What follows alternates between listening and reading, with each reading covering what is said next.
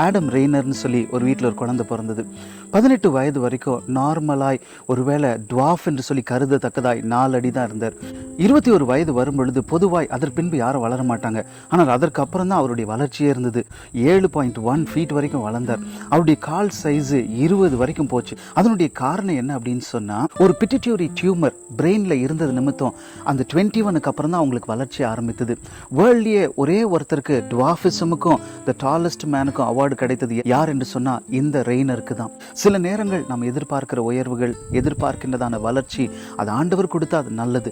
நாமாய் செயற்கையாய் செய்யும் பொழுது அல்லது தீய காரியங்கள் அந்த வளர்ச்சி வரும் பொழுது அது பின்னாடி நமக்கு ஒரு பெரிய அழிவை உண்டாக்கிறோம். ஆகையால் இன்றைக்கு ஆண்டவர்கிட்ட சொல்லுவோம், நீர் கொடுத்த எல்லா கிருபைகளுக்காய் நன்றி, நீர் ஆசீர்வதித்ததுக்காய் நன்றி, நீர் கொடுக்காமல் தடை பண்ணதுக்கும் நன்றி என்று சொல்லி ஒப்புக் கொடுப்போம். அந்த போதுமான மனது இருக்கும் பொழுது பெரிய காரியங்களை நம்ம நிச்சயமாய் பார்க்கத்தான் போகின்றோம். ஒரு நிமிடம் முடிந்தது. நாளை சந்திப்போம்.